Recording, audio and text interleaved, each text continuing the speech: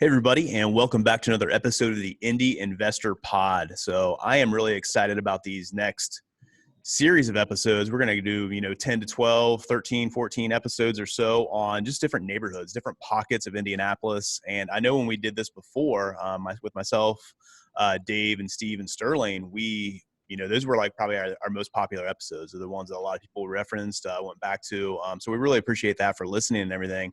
But we want to do a little bit more. So we wanted to kind of break down those neighborhoods a little bit more, go a little bit more in depth. We're going to have some different people on versus just us four, and then be able to talk about the different neighborhoods, who's investing there, who's done some stuff there, so get some expertise in those areas as well.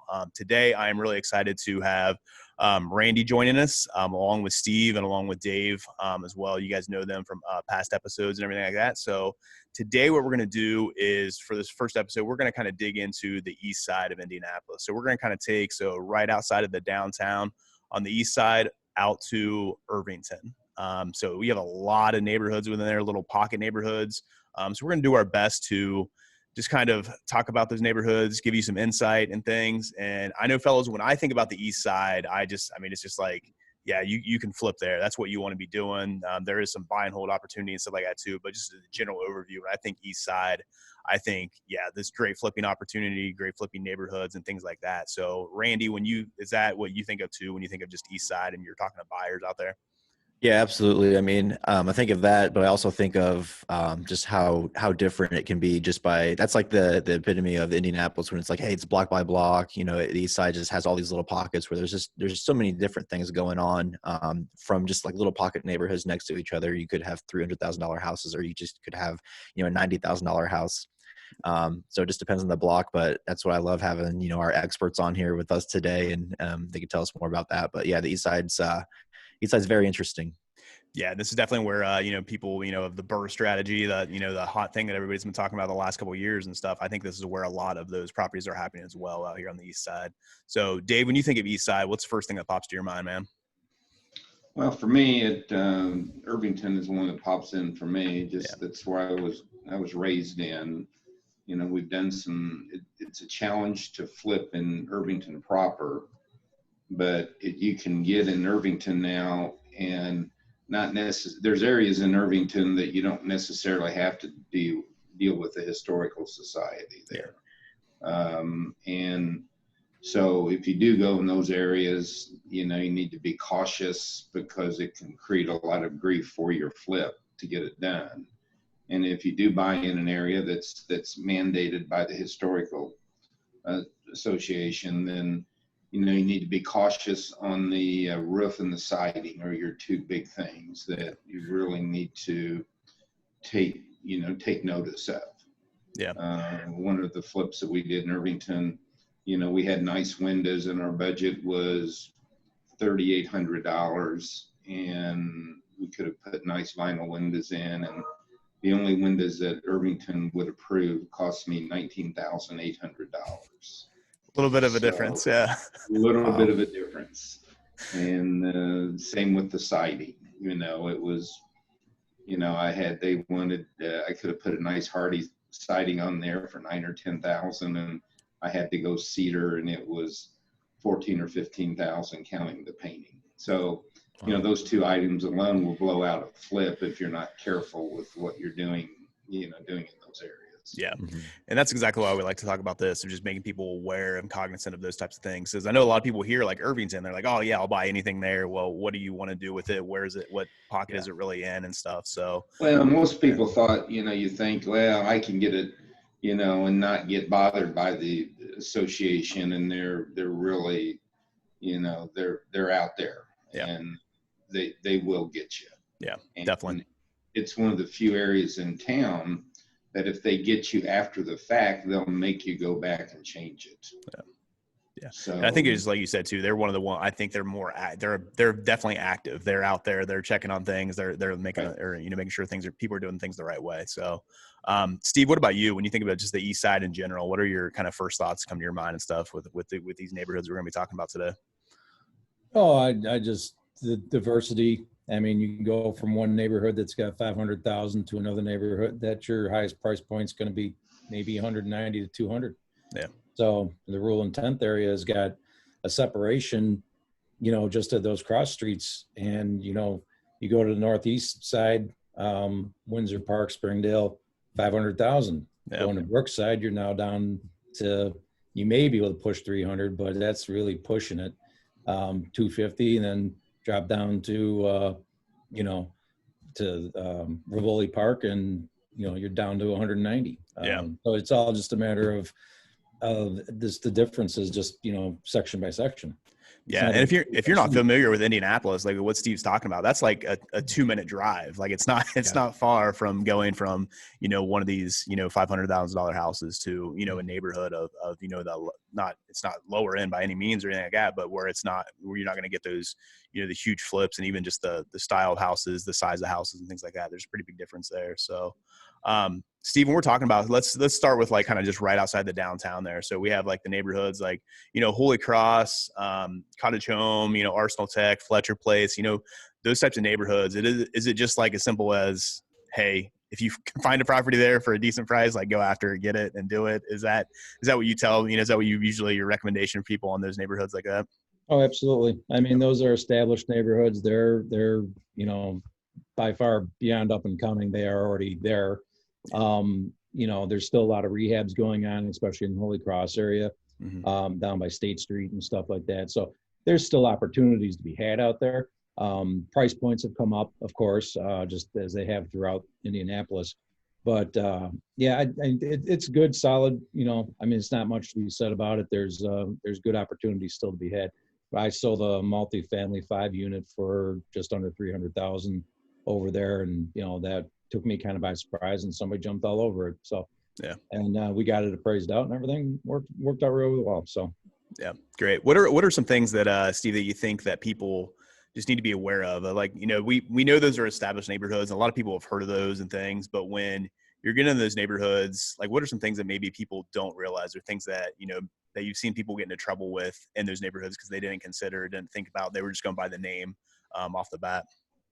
Well, there's still little sections over there that, there's a section right by State and Washington over there that people go and they meet to go pick up people for jobs and stuff like that. So there's a certain clientele over there that still hang around and linger around. You got to be cautious about that. But it's not necessarily like gentrification. Those people are always going to be around, and there's not, they're just trying to make a living and trying to make a couple bucks to pay rent and things like that. There's not really a whole lot to really watch out for over there. It's not a real hard beaten area or anything like that. It's just that everybody watches over everybody over there. They're very keeping an eye on things.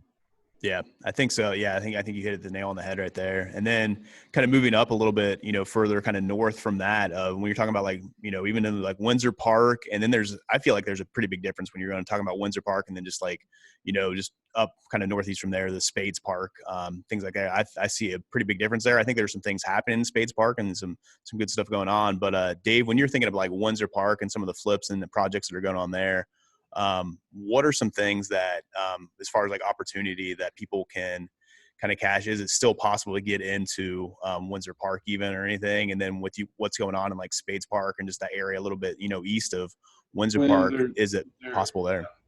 I don't, that's not my area, but what I tell people who want to go in that area is it's still one of the areas in Indianapolis that point of entries can be fairly low. So as long as you have a good scope of work and what you're going to do on the project, then you can really go in there and do very well. One of the things we always do is caution inexperienced flippers from going in areas that the kind of the rule of thumb for an inexperienced flipper, haven't done a lot of projects, is your rehab costs should not exceed your acquisition cost, because you tend to get over, you spend too much on the house, or you can't get it done, or you don't meet your price point. Yeah. If you go in Spades Park and you spend $75,000 for the house, you shouldn't be looking at a house that you're going to have to spend in excess of 75 doing it. Yeah.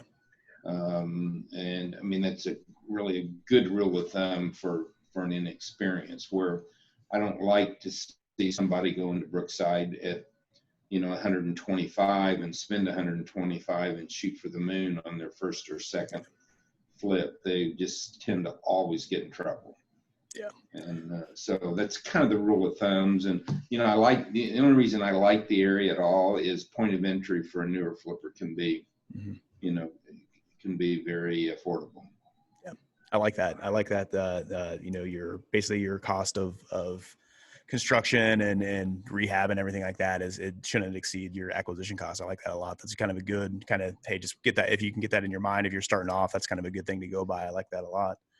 Randy, when you're talking to buyers just about that, even just kind of moving a little east from there and just like out, through any of those neighborhoods we just talked about, but when you're getting into like St. Clair Place and Brookside or Rivoli Park and things like that, what are some of the things that you're hearing from buyers of what they're looking for, what they're doing, when they're able to flip there and their price points they're getting at and being able to sell at? Are their houses appraising? Are they able to burr there? What are some things that you're hearing from people? Yeah, I mean, first, like when people are telling me they're looking to flip in those areas, just east of like the areas that we were just talking about, I just always tell them it's really important to, if they're like when they're pulling comps or if they have me pull comps for them, I'm trying to get smaller than that, quarter mile radius rule, because there's different intersections that, you want to stay either north or south of to get those ARVs that you're looking for. So I try to stay really concentrated as possible as far as looking at those flips. And then the size of the properties. So some of those houses can get upwards to, 2,000 square feet, maybe a little bit more. And then, maybe a house that they're buying is only, 1,200 square feet. So, they definitely have to take that into consideration. And then just going and knowing like the street that you're on, maybe if someone's local, definitely drive that street. But maybe just have their team, their contractor, their property manager come out and, drive up and down that street, because like I said, it is in an area that it just depends on what street you're on, what block you're on, and kind of what the activity is going on. Because we've had properties where it's in like the same neighborhood of other flips, but the street is not ideal. Right. Yeah. And, us acquiring properties, we take that into consideration. And it's just funny because we'll get a property for $70,000 and we think it's going to be, worth $300,000, but really, you look at the street, the house is probably only worth, 150. Yeah. So we've made that mistake before, and I'm sure other people have as well, but it's just knowing what's going on in that particular neighborhood and on that block. Yeah. And I always look at those, some of those opportunities of, what you're kind of looking at is some people they might jump the gun a little bit of like, oh, there's flips going on in this street, so I'm going to be, if I'm 2 streets over, well, it just hasn't happened yet. It might not happen within the next year, but maybe, hey, down the line it's going to be. So can you just fix it up and maybe hold it for a little bit? And then maybe you get that appreciation down the line that you're kind of looking for and stuff is what you have to consider with some of these neighborhoods over here.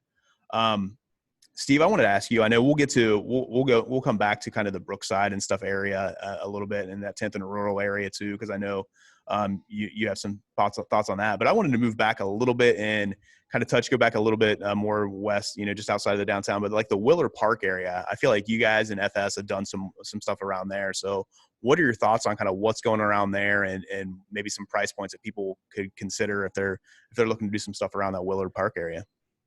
Actually, that's actually up and coming area. Yeah. It has been for the past couple of years. It's increasingly getting better as time has gone on.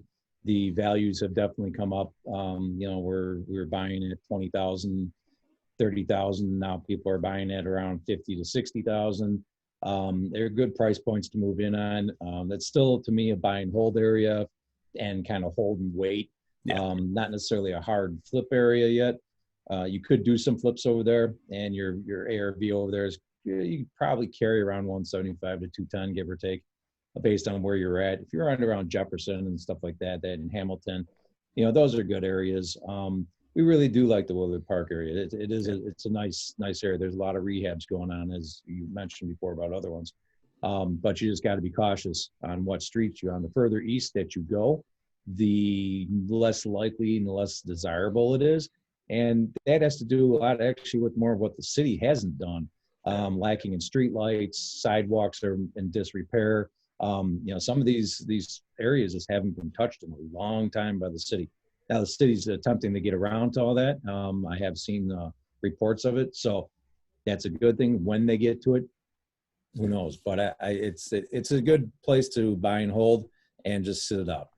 Yeah, I like that a lot, and kind of you're talking about like, moving a little east there and there's not as many street lights and things like that. Kind of, that's, if you hear like the tier area, I think that's kind of what I think of there. And even into like Inglewood, but then I also see like some amazing stuff going on in Inglewood too. So it really is just like, hey, what's going on? So look at what's going on in the area. What are people flipping there? What price points are they getting things at?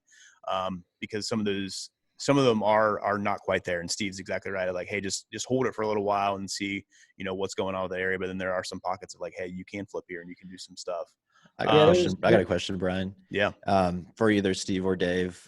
So I know we're talking a lot about street by street in these areas, and some people, have different criteria when they're looking at what a street looks like, right? So for either of you, if you're going to go flip a property in either of these neighborhoods on the east side, like, do you have a minimum criteria on if you're going up and down that road? Like, is it like 50-50 houses that have been flipped and houses that are kind of, in distress, or like what's the point for you? You're like, okay, like I feel comfortable flipping it on this street because there's enough activity for me that I see. Mine has to do, it's not that I wouldn't go to Jefferson or Hamilton, but I wouldn't lean to go there. And the thing that I would look for, I would want the street to be almost 65 or 70% completed. And I would definitely prefer, I look at size of rehab now. I look at completion on the street, and I look at time to get it done. And I don't want to go into a flip, and I don't think an average flipper should go into flip that could take them a year to get in and out of. Yeah. And we see so many of the projects over there, they're exceeding a year, or they're right at a year getting them done. And flippers are not good enough in most of the marketplaces to stay on a job and be, I don't want to take anything on that I can't start it and have it sold and closed in 6 months if it's over a $100,000 rehab on the house. Okay. So that's kind of the stuff that I look at, and that's a lot of the mistakes that I see, the flippers making is just, get in these projects that's just too deep for them. Yeah. Yeah. The reason why I asked that is because, like, we'll see people advertise houses where they say, well, the next door neighbor's house, sold for $250, but that's the only house in the street that, has been done. And there's still like 15 more houses to go. So the other neighbor, they don't say what's happening in the other neighbor's house, or, the squatters that are living there. Yeah. And it might have sold for $250, but you're really like, how did it sell for $250? Yeah. Yeah.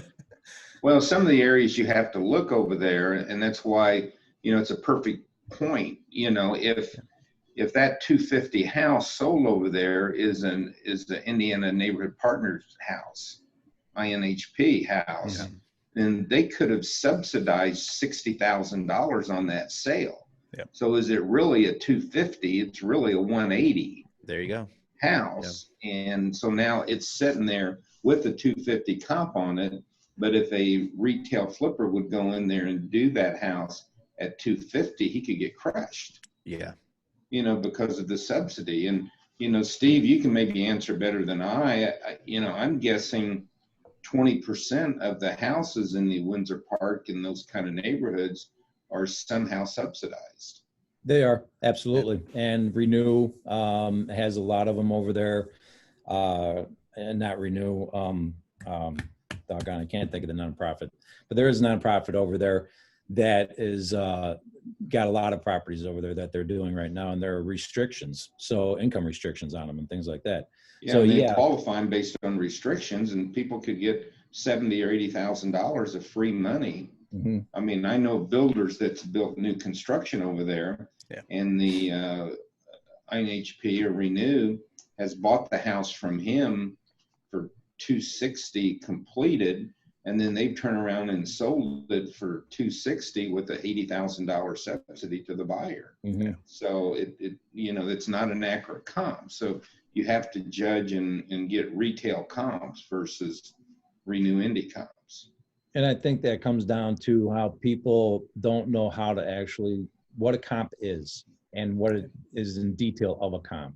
So they think, well, it's just got 3-bedroom, 2-bath, and it's 250. So that's good enough.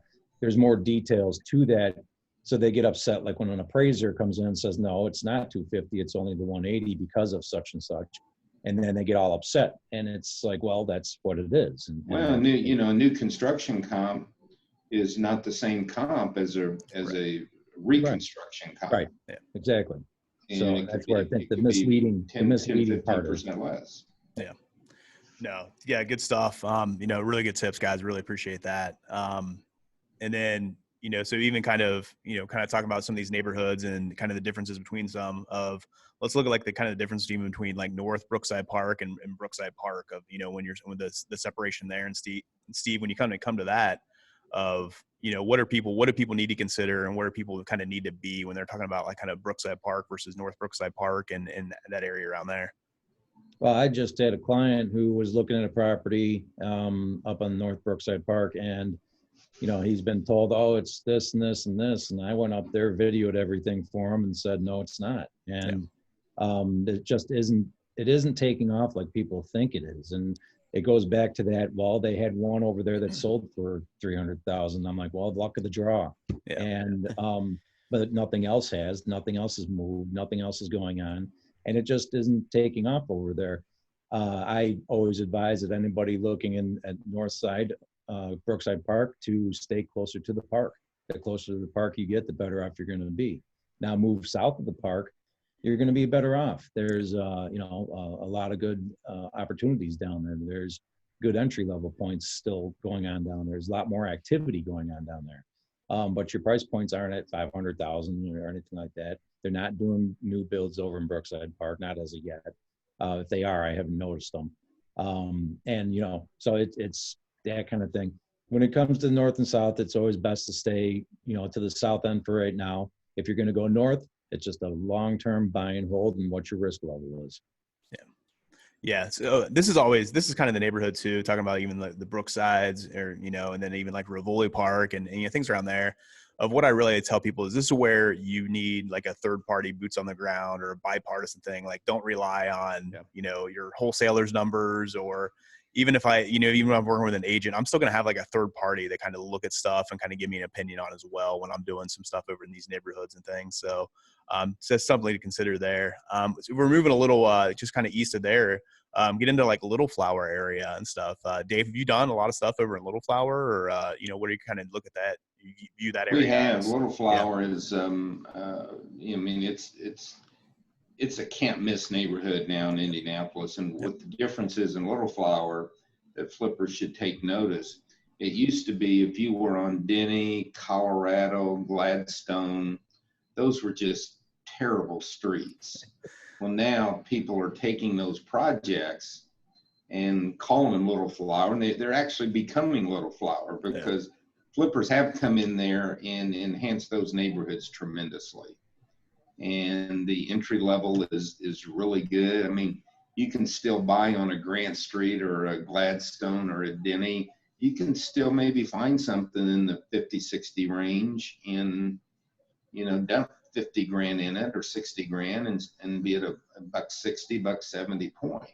And what I kind of tell flippers on in sale prices, if you can get a buy number cheaper than what rents are going in the neighborhood, then it's going to be a good flip area for you. In today's world, if your end price is 160 and you buy FHA with 3% down, you're going to have an $850 payment, taxes and insurance, and the rent's going to be $1,050 on that house. So it's just so much more advantageous to buy over there than it is rent on a completely rehabbed house. Yeah. And it becomes what I call a great house hacking opportunity for somebody that wants to get in our business, because you can get your first house hacking at 3% interest rate. Yeah, And definitely. it makes it very affordable.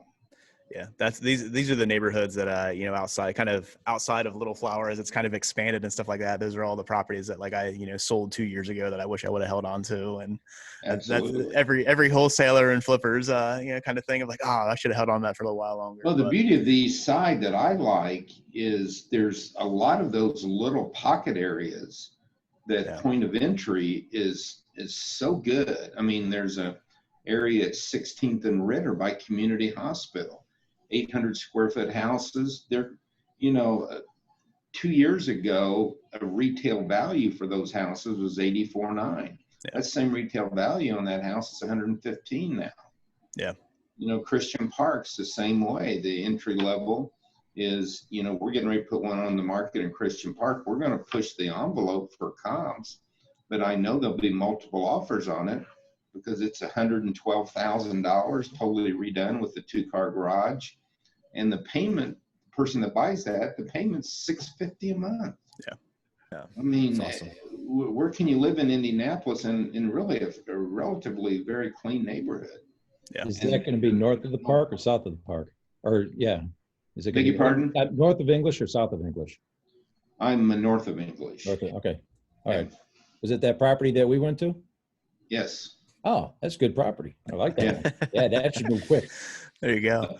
And when I think of these neighborhoods too, this is where I kind of see a lot of people, there's a lot of 2-1s in here that can do really well for people. And I've seen a lot of people pass on some of these 2-1s that I know are going to end up being whether it's a good flip or a good rental or a good burr even, that there's some opportunity there definitely. And I've seen some good properties pass on, that are 2-1s because people are kind of stretching for that 3-1. But there's some really awesome little properties around here and stuff like that too. So Randy, when you're seeing some stuff in between, even in between Christian Park and Little Flower and stuff like that, what do you really see people doing there, and what can they expect from those neighborhoods? Yeah, so one neighborhood that kind of comes to mind that I've really kind of become a fan of is Emerson Heights. Yeah. I love Emerson Heights. Yeah, I know, and I always kind of just in my mind I don't think about it too much because, we focus on, other neighborhoods where we just get more properties and other neighborhoods north and south of that. But every time I go down and drive around Emerson Heights, I'm always pleasantly surprised on how these homes are looking. So people are going in there now and kind of like what Dave said. I mean, it's the people, you're able to still get in there, pretty low point for entry. But the homes are appreciating and they're going to be good rentals. You're going to have good comps because people are going in now and flipping left and right. So the comps are always going to be there. And how crazy the market is now, the values are going up. So you can kind of go in and do whatever you want. Just make sure that, the rule of thumb is still there where your rehab's not too much. You're not going too deep, but that's slowly becoming one of my favorite little pockets on the east side.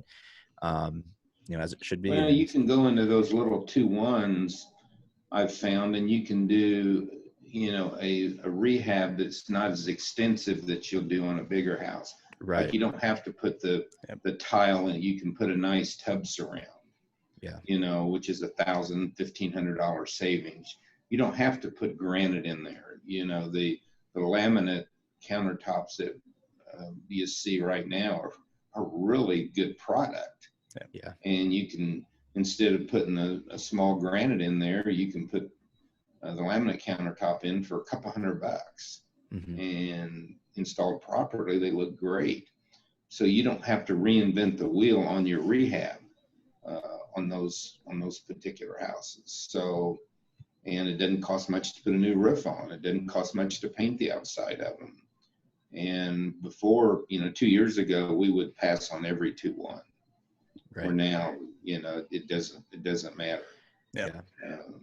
So, and I think in some of these areas too, if you can even find, in a lot of these properties, they still, even though they're small properties and stuff like that, they still come with a garage as well. So if you can get a garage on there as well, that's a really good product, especially if you're looking to flip and stuff. Well, the other flipping neighborhood on ease of entry is 21st and Emerson back west. Before we would never touch those. Yeah. But Euclid, Colorado, Linwood, those streets in there now are really, really turning around, and quite honestly, rehabbers are really enhancing those neighborhoods also. Yeah. Bringing product to the market. Yeah, those are all streets that, like, I feel like 2 years ago you could get anything under $30,000 like easily, and then now if you can get something under 60, that's where you need to be. So all those streets around there and things. So and then kind of just like last little thoughts here as we kind of finish up. Let's talk a little bit about just like kind of the Irvington area and even in Christian Park. If you guys have any more thoughts on that, Steve, when you're kind of looking at those two areas, Irvington and Christian Park or anything or kind of around there or anything. Any last little thoughts on kind of just, if tips for investors, if they're out there and looking to do anything out there?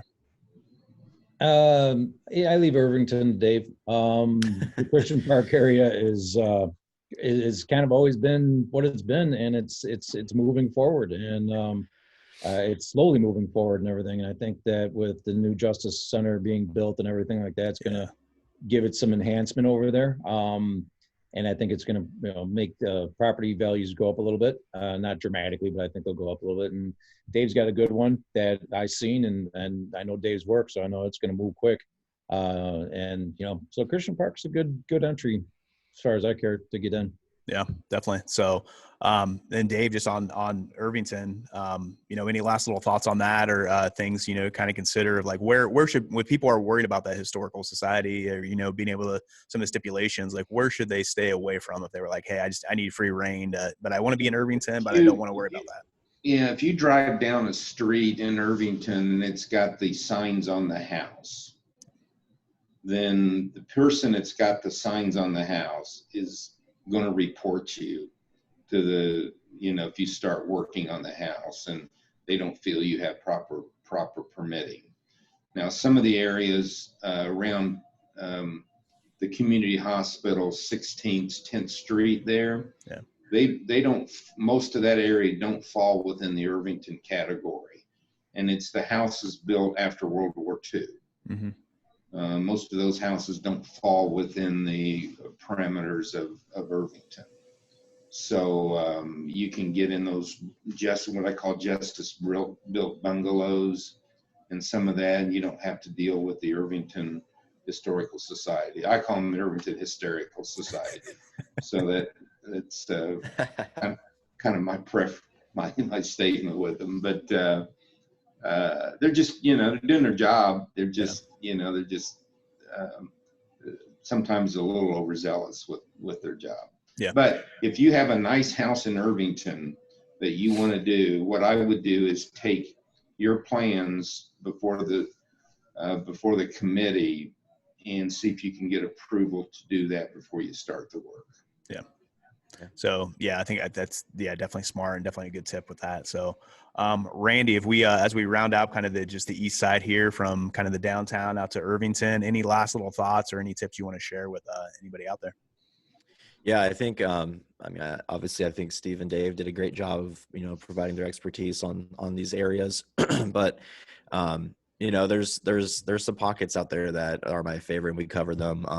Christian Park is always on my my towards the top of my list on people to start out and getting some property, for the reasons that we all went over. But lots of opportunity throughout the east side. It's just do your homework always, and just get a second and third opinion on everything. So, all right. Well, sounds good, fellas. Really appreciate you joining us. Thanks a lot. Like Randy said, thanks a lot for your expertise and your insights. If anybody out there has any questions or needs any help on just any additional information about these neighborhoods or anything like that, you can definitely reach out to me at brian@simplewholesaling.com or randy@simplewholesaling.com. But Dave and Steve, Dave, what's the best way for somebody to get a hold of you if they need to have another question for you or want your expertise on flipping over there? My email is dshort@c21sheets, and it's spelled SCHEETZ.com. Or you can go through Cyria and get a hold of us. Awesome. And I'll just put a little plug in here too for Dave. If you are interested, if you are new to flipping, I 100% recommend taking Dave's class. I know, Dave, you got one coming up here, right? A flipping class coming up here. The last weekend in March. There we go. So, so that'll definitely check that out, see what's going on. But he will have some other ones coming down the line if you happen to miss this one. I think this episode will air after this one takes place, but I'm definitely looking to that. And then, Steve, what's one of the best ways for people to get in contact with you? You can reach me at 317 273-3552. You can call me or text me. Awesome. And not to put you on the spot here, Steve, but do you have any, do you want to promo what you're doing with any, your checking out houses or anything for people? Speaking of the third party stuff, Yeah. I have started up a third party consulting business that goes out and evaluates properties for people and neighborhoods and things like that. And I give you a full blown, unbiased view of what I think the property would be worth, what I think the rehab cost, average price, and everything like that. Yep. Yeah. Thanks. Can't recommend Steve enough. Both of these gentlemen just do an awesome job with what they do. So if you need any help or need any information from them, you can definitely reach out. Or if you need anything from us, the Simple team is always here to help you out as well. Definitely hit us up. And with that, that's a wrap for this episode of the Indy Investor Pod, and we will see you guys next time. Take care.